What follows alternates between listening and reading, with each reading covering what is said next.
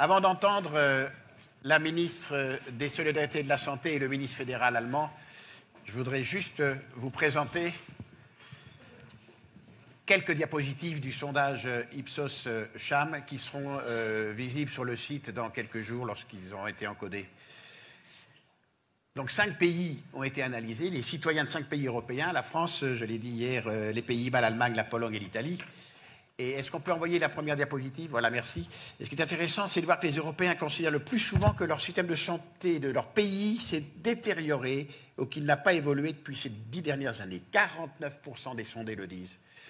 Si on regarde maintenant les pays qui semblent les plus efficaces, on l'a déjà dit, mais on le répète, il s'agit des Suédois, devant l'Allemagne, le Danemark et les Pays-Bas, avec un gros plébiscite pour les Suédois. Maintenant, la collaboration entre les pays de l'Union européenne est très largement jugée comme utile, voire même très utile pour améliorer l'efficacité de l'ensemble des systèmes de santé. On voit bien qu'au sein de son pays, on est à 86% d'accord, et au sein de l'Union de l'UE, de l'ensemble de l'UE, on est à 85% d'accord. Dans tous les pays de l'enquête, les Européens sont aussi d'accord sur le renforcement de la collaboration entre les États qui sera efficace pour rendre les systèmes de santé plus efficients. J'explique là un peu, 2 secondes. Vous voyez, améliorer le niveau de formation, 86%, réaliser des économies importantes, 69%, améliorer la prise en charge des maladies graves, 85%, mieux prévenir les maladies, 85%, la qualité de vie des patients, 81%, le diagnostic des maladies et des prises en charge plus rapides, 84%, et mieux sécuriser les données médicales des patients échangés, 78%. Ensuite, quand on regarde ce que disent les Européens sur les données de santé, 8 sur 10 quasiment, 77% sont favorables au partage de l'ensemble de leurs données de santé. C'est un phénomène qui évolue. Ils étaient à 50% il y a 2-3 ans. Et puis la dernière diapositive, c'est intéressant aussi. Aujourd'hui, 1 Européen sur 2 se dit prêt à subir une opération chirurgicale réalisée par un robot piloté et animé par une intelligence artificielle. Un gage de confiance fort, 54%. Ils étaient 20% il y a 3 ans, quand les Chinois étaient déjà à 90% à accepter de se faire opérer par un robot. Mes collègues chirurgiens doivent se retourner dans leur salle d'op. Alors, on va poser quelques questions maintenant. J'aimerais poser à Agnès Buzyn, à Madame la Ministre, devons-nous créer un dossier médical personnel européen? Le dossier médical partagé européen est déjà en projet. Il s'agit du Connecting Europe Facility e-Health. Le principe porté par ce projet, c'est de permettre aux professionnels de santé d'accéder à terme à des informations plus complètes sur chaque citoyen d'un État membre de l'Union européenne. Pour cela, chaque praticien pourra consulter une fiche de synthèse informatisée et accéder aux prescriptions électroniques. Le dossier médical européen permettra une meilleure prise en charge médicale pour tous les citoyens européens quand ils seront amenés à se déplacer pour le travail ou pour le tourisme au sein de l'Union. Pour autant, ce projet s'inscrit dans le moyen terme. Il faut d'abord que chaque pays mette en place des systèmes nationaux numériques avec des données structurées pour permettre l'interopérabilité européenne, et c'est un vaste chantier qui doit donc être engagé. En France, nous avons d'ores et déjà commencé, cela depuis 2017.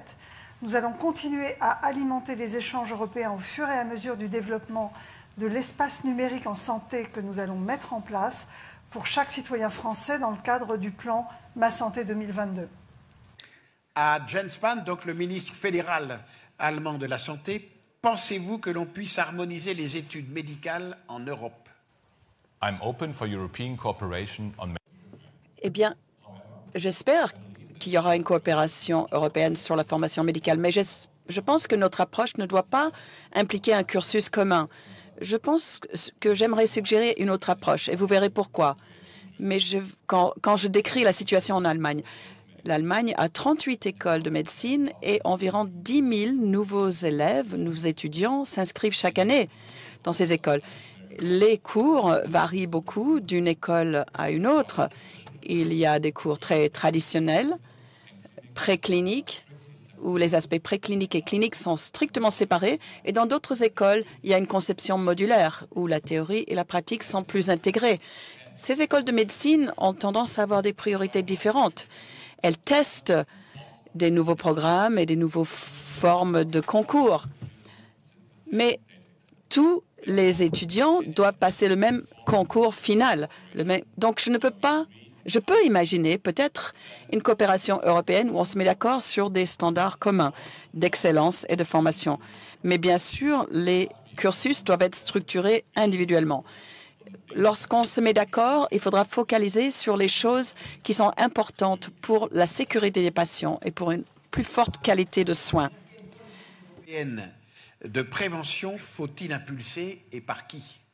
Alors, je mène évidemment le combat de la prévention depuis les premiers jours où je suis arrivée en tant que ministre. Et c'est mon combat quotidien. Lutte contre le tabac, dépistage des cancers, mise en place dès cette rentrée scolaire du service sanitaire et bien entendu tout récemment la vaccination rendue obligatoire par la loi. Comme le président de la République l'a rappelé la semaine dernière lors du dévoilement du plan Ma Santé 2022, toutes les politiques publiques sont concernées par la révolution de la prévention. En Europe, la Commission européenne a orienté la politique en termes de prévention en finançant la coordination des États membres et l'écriture de recommandations par ceux-ci. La prévention est traitée par des actions conjointes sur de larges sujets qui vont de l'antibiorésistance à la lutte contre les inégalités en matière d'accès aux soins, ainsi que les politiques vaccinales. Cependant, la faiblesse de la politique européenne est qu'elle dépend d'un consensus entre les États membres pour agir sur un terrain, la santé, qui relève de leurs prérogatives. On peut souligner que ce sont les États membres eux-mêmes qui sont souvent à l'origine des échecs européens en matière d'harmonisation fiscale au sein de l'Union, sur le tabac par exemple, ou sur les pesticides, compte tenu des règles de décision. Le Parlement européen et le Conseil sont les instances qui devront s'impliquer davantage dans la définition des grandes lignes d'une politique favorable à la santé à l'avenir. Monsieur Spahn, devons-nous créer une agence européenne d'évaluation de tous les produits de santé? Il est important de distinguer entre les conditions de placement de projets dans les marchés et puis les décisions de remboursement de l'autre côté. Le marketing, l'autorisation de mise sur le marché est déjà centralisée. Et l'agence EMA, avec les États membres, garantit que tous les médicaments disponibles sur le marché européen sont sécurisés et de grande qualité. Pour les dispositifs médicaux, il y a plusieurs directives qui harmonisent les règles de placement sur le marché et pour la mise en service de ces dispositifs. Ce travail commun européen sur l'accès au marché des produits pharmaceutiques et des dispositifs médicaux est une grande réussite, mais on ne peut pas comparer l'autorisation de mise sur le marché avec l'évaluation de la technologie de santé. Cela demande des preuves et cela implique aussi des aspects éthiques. Ce type de décision basée sur la valeur, qui est spécifique au contexte, doit continuer à être réservé aux États membres.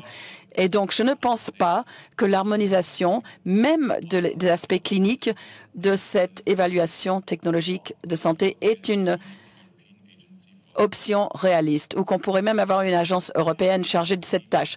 Mais je recommande davantage de coopération volontaire pour le HTA à travers l'Europe. Et je pense qu'une coopération de grande qualité pourrait soutenir les États membres pour préparer leurs décisions sur le remboursement et sur la tarification. Mais les conditions doivent être bonnes. Les conditions cadres doivent garantir que la capacité de décider et la souplesse politique pour organiser ces systèmes de soins, y compris la tarification et le remboursement au niveau national, restent complètement protégés. Peut-on créer des critères européens pour la pertinence et la qualité des actes? Bonne question. Vous le savez, la question de la qualité et de la pertinence des actes est pour moi totalement essentielle. C'est pourquoi j'ai fait de cette thématique l'un des 3 piliers de la stratégie de transformation du système de santé, en permettant notamment aux patients de mesurer leur propre satisfaction. Il s'agit d'une dynamique que je souhaite insuffler sur la scène européenne. Aujourd'hui, les critères européens sont indispensables pour la pertinence et la qualité des actes en santé, tout comme ils peuvent exister pour les médicaments et les dispositifs médicaux. Des recommandations de bonnes pratiques médicales sont d'ailleurs souvent élaborées et diffusées d'emblée au niveau européen par le biais des sociétés savantes. On retrouve également ces principes de qualité des pratiques dans de nombreuses directives et règlements européens, tels que la directive Euratom ou des recommandations de l'Organisation mondiale de la santé. Actuellement, les réflexions européennes sur la qualité mettent l'accent sur le résultat clinique pour les patients, ainsi que sur la prise en compte systématique de leur avis. Je souhaite que nous complétions ça sur la pertinence des actes en particulier. Jens Spence, quel est votre point de vue sur le sujet? Moi, je soutiens l'objectif commun de développer les standards de qualité. L'assurance qualité et les améliorations qualité sont nécessaires pour un système de soins performant. Je suis convaincue que l'échange d'expériences et de bonnes pratiques sur ces mesures de qualité en Europe sera très utile. Les États membres peuvent apprendre les uns des autres pour améliorer la qualité des soins dans leur propre pays. En Allemagne, l'assurance qualité reste un pilier du système d'assurance santé statutaire. Cependant, les exigences juridiques donnent seulement un cadre. C'est de la responsabilité de l'administration dans le système de soins et de l'État allemand ou du ministère fédéral de spécifier des mesures concrètes et de définir des normes de qualité pour certaines interventions médicales. À cause des différents systèmes de soins en Europe, il serait très difficile et complexe de trouver des critères comparables pour une évaluation commune des résultats qualité. Cette fonction doit rester nationale, puisque l'assurance qualité est une partie importante dans la conception du système de soins. Ça doit rester la responsabilité des États membres. Une agence d'évaluation européenne ne serait pas raisonnable, à mon avis. Task Force européenne, en réponse aux crises sanitaires, soit utile pour renseigner minute après minute les responsables politiques sur les bonnes décisions à prendre en urgence. Alors, je ne crois pas que nous puissions à ce stade mettre en place une Task Force européenne qui se substituerait aux États. La gestion de crise, ça nécessite une chaîne opérationnelle de commandement robuste. Il faut des systèmes d'information rodés, il faut une logistique. Pour autant, il faut quand même se souvenir qu'il existe des mesures concernant les crises sanitaires transfrontalières graves. Un comité de sécurité sanitaire européen a été institué, ainsi qu'un système d'alerte précoce. Ces systèmes permettent d'échanger très vite les informations et d'harmoniser les stratégies de gestion sur des alertes en cours. Plus récemment, un corps médical européen a été mis en place et permet de coordonner l'envoi de renforts dans des pays touchés en Europe ou à l'international dans le cadre de missions humanitaires. En revanche, il me semble en effet utile que l'Europe se dote d'experts en capacité de venir en appui à un État membre confronté à une crise grave.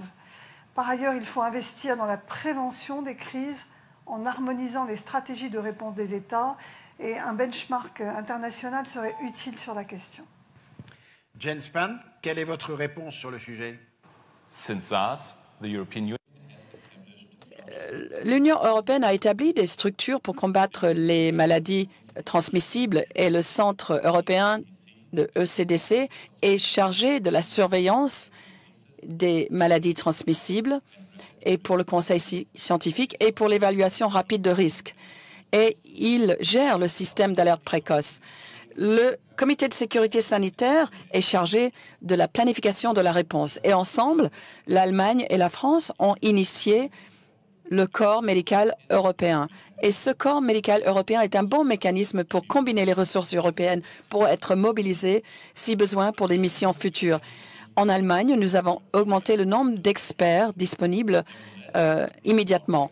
Néanmoins, des épidémies récentes ont illustré que les spécialistes sont rares pour combattre ces épidémies. Donc, nous allons continuer à chercher et augmenter le nombre d'experts. Nous allons élargir aussi les programmes pour aider les pays d'empêcher ces épidémies avant qu'elles ne surviennent. Pour CHAM 2018.